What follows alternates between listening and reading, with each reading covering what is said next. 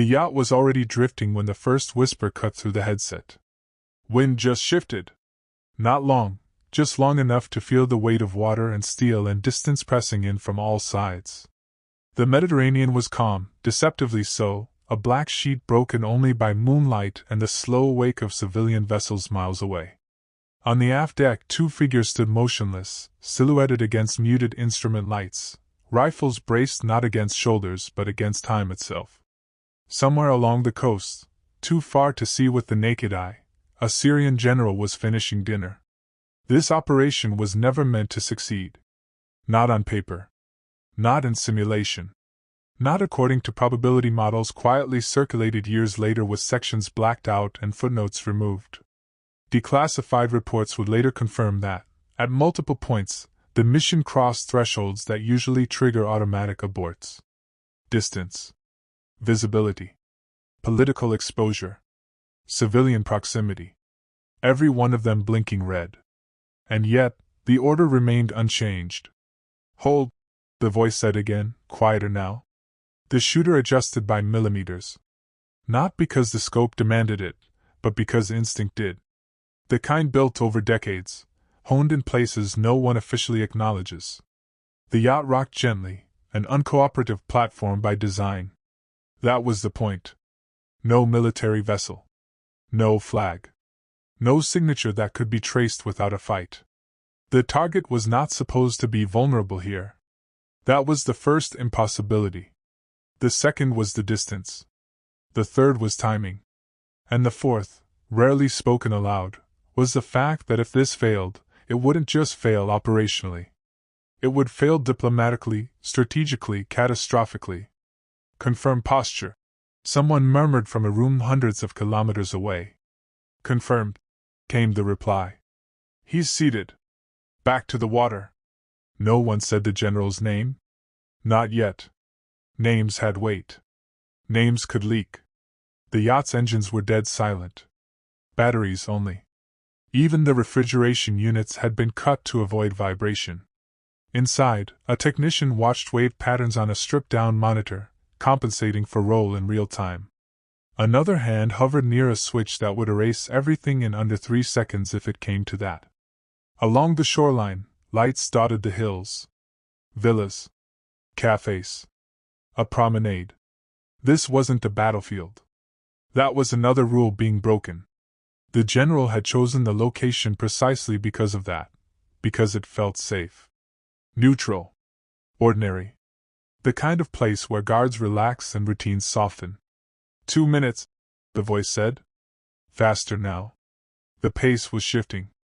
What no one on the yacht said, but all of them understood, was that the clock wasn't just counting down to a shot. It was counting down to exposure. Satellite passes. Coastal patrols. A fishing trawler drifting too close.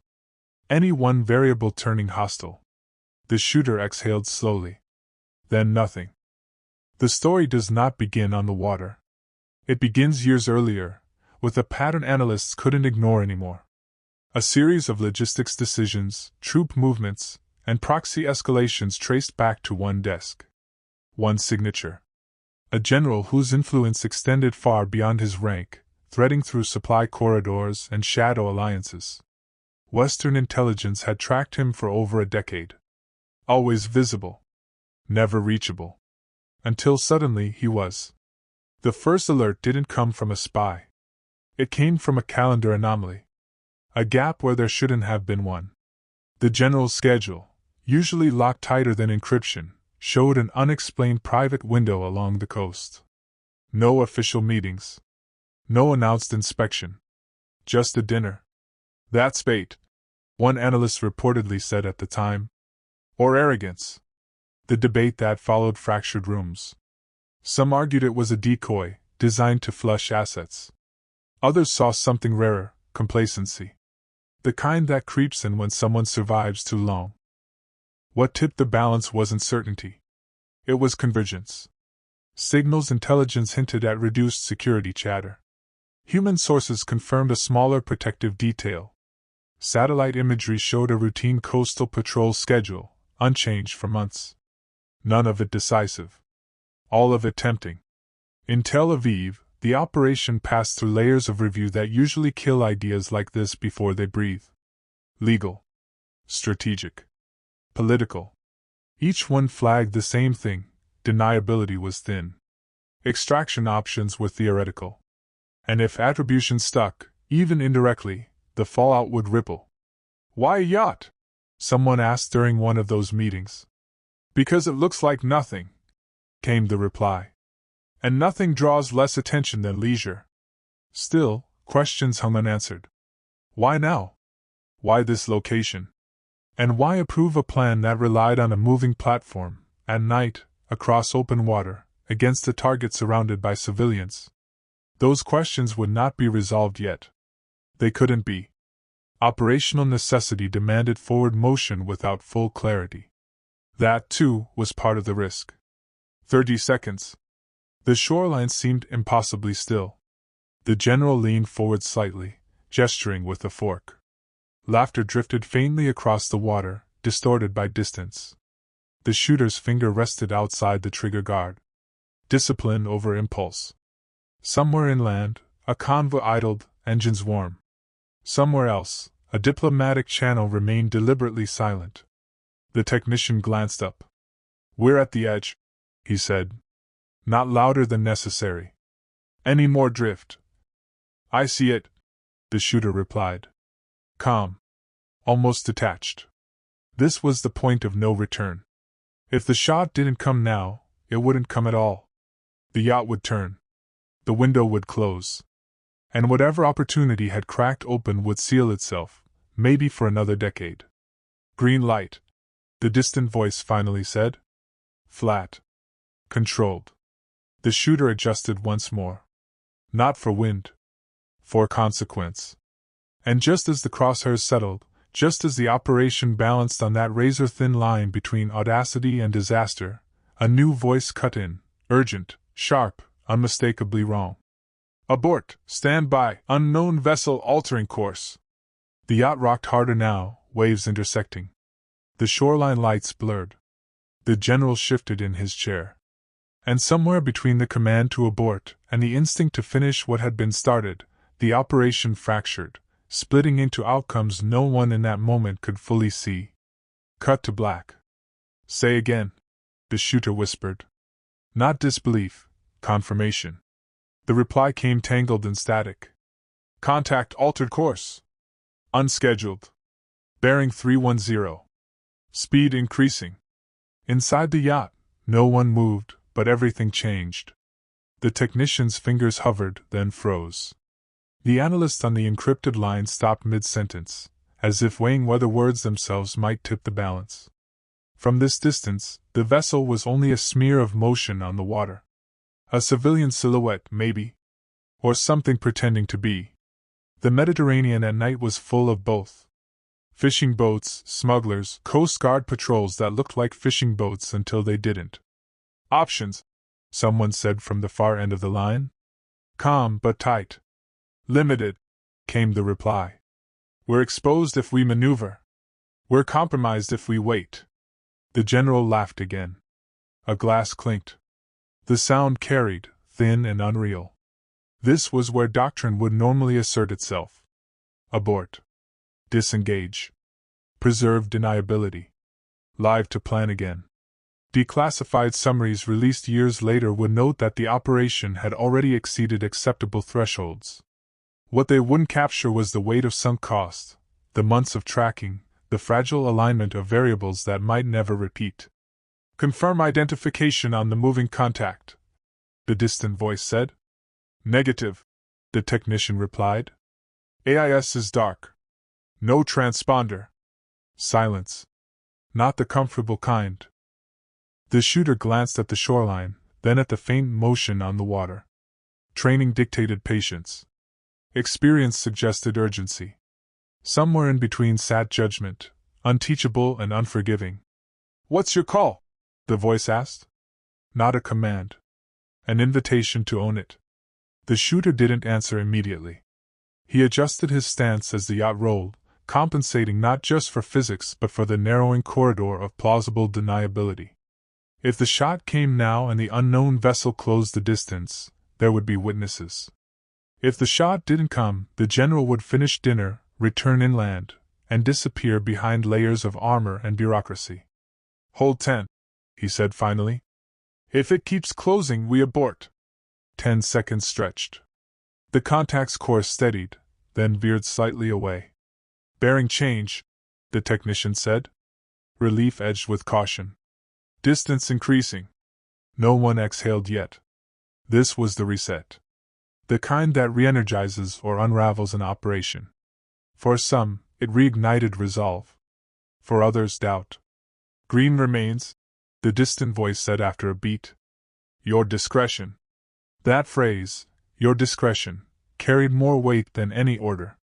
It placed the outcome on a single decision-maker, insulated higher up by layers of plausible separation. Years later, internal reviews would debate whether this moment represented restraint or recklessness. The conclusion would remain classified. The shooter recentered the reticle. The general leaned back now, posture relaxed, one arm draped over the chair. Guards stood nearby, attentive but unhurried. This was not a man expecting danger. A second complication surfaced, quietly. The wind shifted again, subtle but consequential. Not enough to abort, enough to matter. "Correction?" the technician asked. "Already compensating," the shooter replied. From shore, a car door slammed. Laughter spiked, then faded. The environment was alive in ways battlefields rarely are. Unpredictable. Human. "Shot is still viable," the shooter said. Not reassurance. Statement of fact. Another voice cut in, new, higher, measured. "Before you proceed," it said, "be advised, confirmation just came through. He departs in under 2 minutes. That was the reveal. One of the open loops snapped into focus. The window hadn't opened by chance. It was closing by design. Whatever sense of safety the general felt was already expiring. "Understood," the shooter said. The yacht's deck creaked softly. The technician wiped sweat from his palm and steadied the monitor. Somewhere inland, an aide glanced at a watch. This was it. The shooter's finger moved. Not yet to the trigger. Just closer. The story fractures here, not in outcome but in perspective. In a windowless room far from the water, analysts watched telemetry crawl across screens. No live video. No audio from the target zone. Just indicators. Drift. Wind. Timing. A chessboard without pieces. "Remind me why we didn't use air," someone muttered. "Because air leaves signatures," came the reply. "And this leaves questions." Another analyst leaned back, eyes narrowed. "Or answers we can't control." The general's profile flickered on a side screen. Years of movement patterns condensed into lines and dots. He had survived coups, purges, regional wars. His skill wasn't battlefield genius, it was political gravity. Removing him would not end a conflict. It would bend it. "Political will is aligned," a voice said quietly. "For now."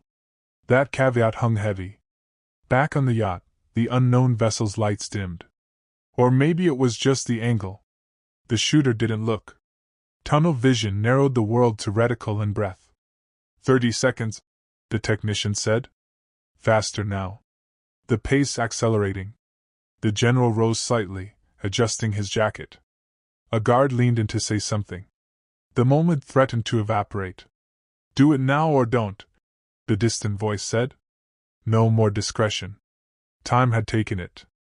The shooter exhaled halfway. Held. The yacht rolled, harder than before. Awake from somewhere unseen. The reticle wavered, then settled. This was the miscalculation no model had caught. Not wind. Not drift. Human traffic. "Stabilize," the technician hissed. "I am," the shooter replied. Calm, but strained. The general turned his head. Not toward the water. Toward a sound behind him. A laugh. A voice calling his name. The shooter had seconds. Maybe fewer. He squeezed. The recoil was controlled, practiced. The sound barely registered beyond the yacht. On shore, a glass shattered. For a fraction of a second, no one reacted. Then chaos tried to decide which direction to go. Impact? The distant voice demanded. The shooter stayed on scope. Training over instinct. The general staggered, hand reaching not for a weapon but for balance. He took one step, then another, and disappeared from view, collapsing behind the low wall that framed the terrace. Screams erupted. Guards moved, confused, scanning the wrong vectors. Confirm, the voice said again. Urgent now. I don't have visual, the shooter replied. Obstruction. That was the worst-case scenario. No confirmation. No certainty. Just noise and movement and the rapid closing of consequences. The unknown vessel reappeared on the monitor, closer now. We're done, the technician said. We have to move. Wait, the shooter said. Just one word. Loaded. On shore, someone shouted for a medic. Another voice yelled orders. The general did not stand. Seconds bled away. Confirm or break, the distant voice said. Final. The shooter adjusted, searching for any sign. A hand? A movement? A silhouette? Nothing. We break, the technician said, already reaching for the controls. The yacht's engines hummed to life, low and restrained. The deck vibrated. The shoreline began to slide away. And somewhere behind them, on a strip of coast never meant to host a battlefield, a man lay motionless, or didn't. No one on the yacht said it aloud, but the question burned the same in every mind. Had it worked? Cut to black. No one spoke for the first full minute after the engines engaged. The yacht slipped forward, slow at first, then steadier, its profile blending back into the civilian rhythm of the sea. Lights remained dim. No sudden turns. No speed that could be read as flight. Signal discipline, the technician said quietly. Already observed. Radios stayed silent. The encrypted line remained open but unused, a thin thread connecting them to a room that was equally quiet now. On shore, confusion crystallized into procedure. Guards fanned out. Someone shouted for vehicles. Phones appeared. Flashlights cut through the dark in jittery arcs. The terrace became a knot of bodies and noise. Still no sirens. Not yet. The shooter kept the scope up longer than necessary, tracking the space where the general had fallen. He wasn't looking for movement anymore. He was looking for confirmation of absence. There was none to be had. Do we have medical activity? The distant voice asked, finally breaking the silence. Too soon, came the reply from a different analyst. Cell traffic hasn't spiked yet. That was another open loop. In previous operations, the first indicator wasn't visuals, it was phones. Calls to aides. Messages to ministries. Sudden bursts of encrypted chatter. None of that had surfaced. Could be wounded, someone said. Not pessimism. Prudence. Or dead and contained, another countered. They'll try to manage the narrative. The yacht continued its slow arc away from the coast, merging with a shipping lane that would complicate any retrospective tracking. A container ship loomed to port, massive and indifferent. Unknown vessel is holding position, the technician noted. No pursuit. That mattered. If the shot had been obvious, if attribution felt immediate, reaction would follow. The absence of response suggested confusion, not certainty. This was the plan, the distant voice said, more to steady the room than to inform. Delay. Ambiguity. The shooter finally lowered the rifle. His hands were steady, but his jaw was tight. He replayed the moment of impact, the stagger, the disappearance behind stone. The human brain craved resolution. Intelligence work rarely provided it. Cut. Hours earlier, before the shot, before the abort that wasn't, another conversation had taken place, largely forgotten in the adrenaline of execution. Walk me through the fallback, a senior official had asked, leaning back, fingers steepled. There is no clean fallback, the planner replied. If it fails quietly. If it succeeds quietly. And if it half succeeds? A pause. The kind that admits risk without naming it. Then the region adjusts, came the answer. Eventually. That was the unspoken calculus. The operation wasn't about spectacle. It was about removing momentum. A general who coordinated flows, of weapons, of money, of intent. Even wounded, even sidelined, his absence from the board would force recalibration. Back on the yacht, dawn threatened the horizon, a pale suggestion rather than light. Time zones shifted. Somewhere, editors would later cut this moment with maps and timelines. In reality, it was just waiting. The first indicator arrived not as a confirmation but as a vacuum. No public statement, the analyst said. Not even a denial. That was unusual. In similar incidents, regimes rush to control perception, declare an attack, blame an enemy, promise retaliation. Silence suggested internal triage. Any hospital movement? Multiple convoys, but routes are inconsistent.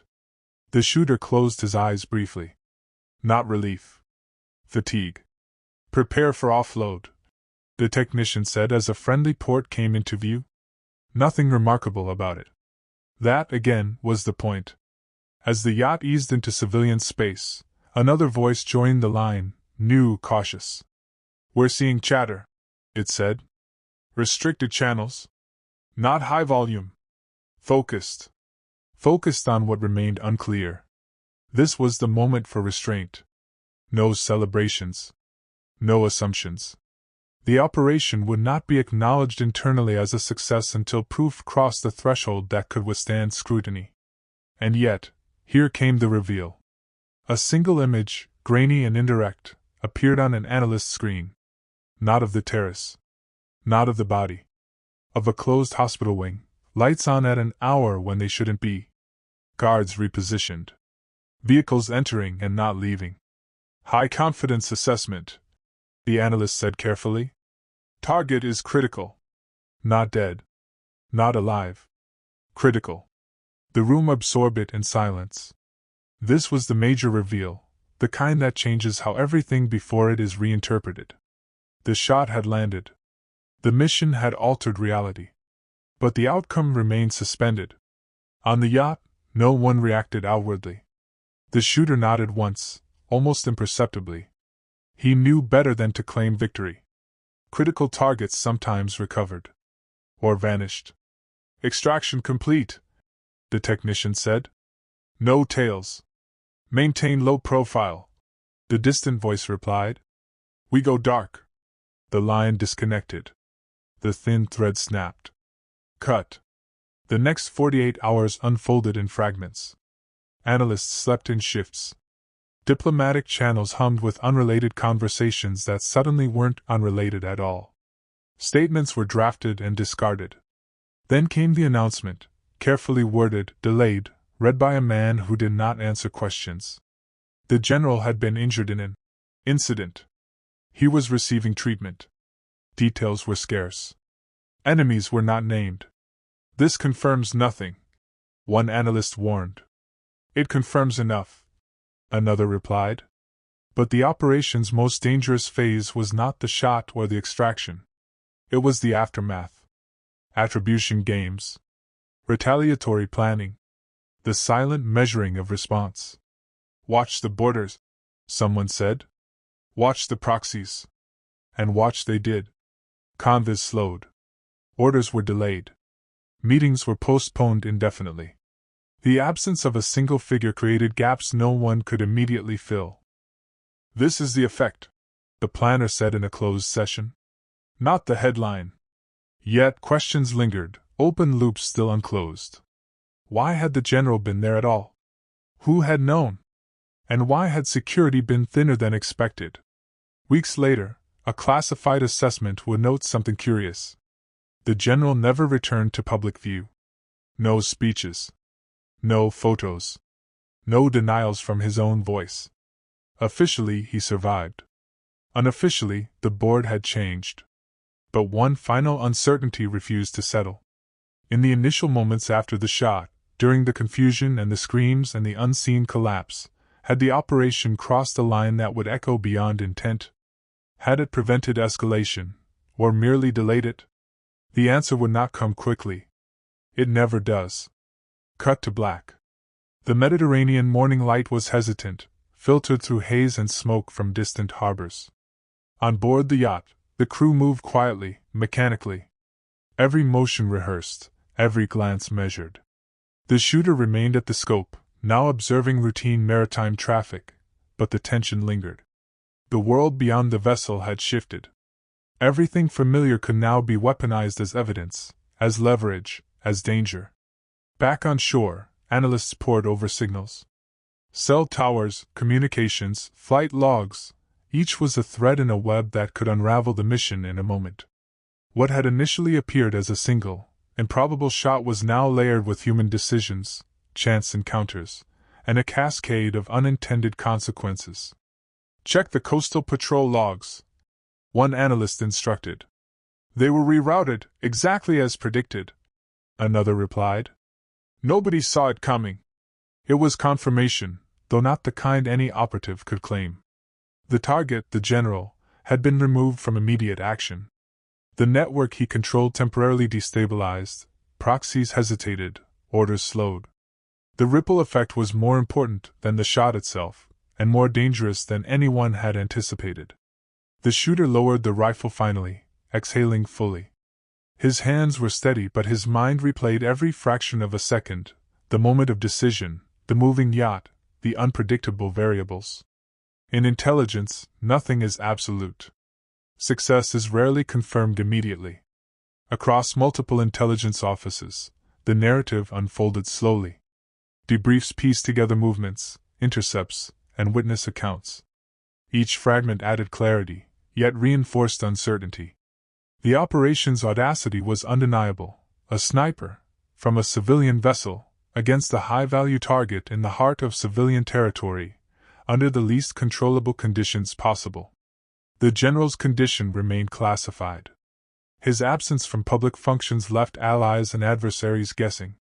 Regional dynamics shifted quietly, subordinate commanders hesitated. For months, no one could be sure whether the removal was permanent or temporary, whether the threat had been neutralized or simply displaced. Meanwhile, the shooter and crew returned to Tel Aviv under cover. Disembarking quietly, their movement unremarkable, almost invisible. Files were archived, logs deleted or redacted, and discussions limited to only those who absolutely needed to know. No medal. No public recognition. This was deliberate. Silence was part of the operation's design. Even internally, debates persisted. Could the operation have been executed differently? Could risk have been further minimized? Each question met with the same answer: chance had already intervened. Operational success was as much about timing and luck as skill and planning. Weeks later, a partial operational review noted one key insight: the combination of distance, environment, human unpredictability, and geopolitical exposure had made the mission nearly impossible. Any slight deviation, a wrong wind, a misaligned shot, an unanticipated vessel, would have triggered failure or catastrophe. Analysts emphasized that the margin for error was microscopic. Yet the target remained disrupted. Strategic paralysis spread through his network. Intelligence channels reported slower coordination among affiliated units, miscommunication in supply lines, and hesitation in executing plans. The operation had achieved its objective, not immediate elimination, but temporary decapitation of command influence. Still, not all was resolved. Several open loops persisted. How had the general's presence at the yacht gone unnoticed by internal security? Who had inadvertently facilitated the vulnerability? Could the operation's exposure lead to retaliation, political friction, or escalated conflict? These questions were left open, intentionally. Back on the yacht, the crew gathered to reconcile the operation's emotional weight.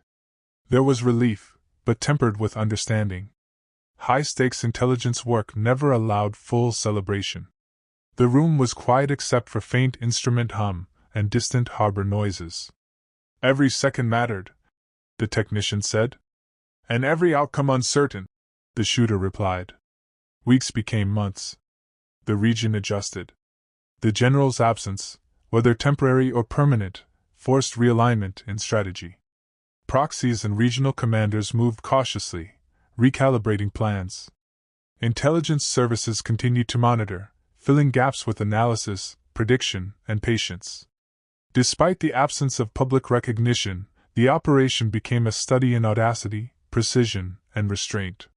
Training materials, decades later, would cite the mission as a rare example of combining long-range marksmanship, maritime insertion, and intelligence coordination, all under conditions that normally dictate abort. The final takeaway remained clear. Operational innovation often exists in the gray zone between protocol and risk. Human decision-making, rapid and perfect, instinctive, remains the most decisive factor. Equipment, planning, and training set the stage, but only judgment in context shapes outcomes. Years later, analysts revisiting declassified summaries would still debate unresolved questions. The operation had succeeded in achieving strategic disruption, but the exact condition of the target remained ambiguous. Official acknowledgement was absent. Only fragments of evidence, reconstructed dialogue, and partial imagery would inform public understanding. In the end, the sniper's work was not about heroism. It was about consequence. A single, improbable shot, executed with precision and discretion, had altered a small but critical thread in a vast geopolitical tapestry. Yet the ripple effect of that shot, intended and unintended, would continue to unfold, decades later, in decisions, alignments, and intelligence gaps no one could fully predict. The Mediterranean stretched beyond view. Light shimmered off water, indifferent to human intention. The yacht, now a silent witness, carried crew who understood that their role was complete yet only partially knowable. History would judge through inference, analysis, and speculation. For viewers, the lesson lingered: success in intelligence is rarely absolute. It is measured in disruption, influence, and the careful manipulation of probability. Some questions are never fully answered. Some outcomes are never fully confirmed. And some operations, executed in darkness and obscurity, leave the world slightly altered, without anyone outside knowing exactly how. The sniper's decision, the crew's discipline, the analyst's restraint, all combined in a single moment that defied expectation, logic, and risk assessment. A mission that should have failed succeeded, but only partially visible to those outside the operation. And even inside, uncertainty persisted. Finally, one unanswered question remained as the yacht disappeared into civilian traffic. Had the world changed in ways anyone could measure, or only in ways intelligence agencies would quietly manage for decades to come?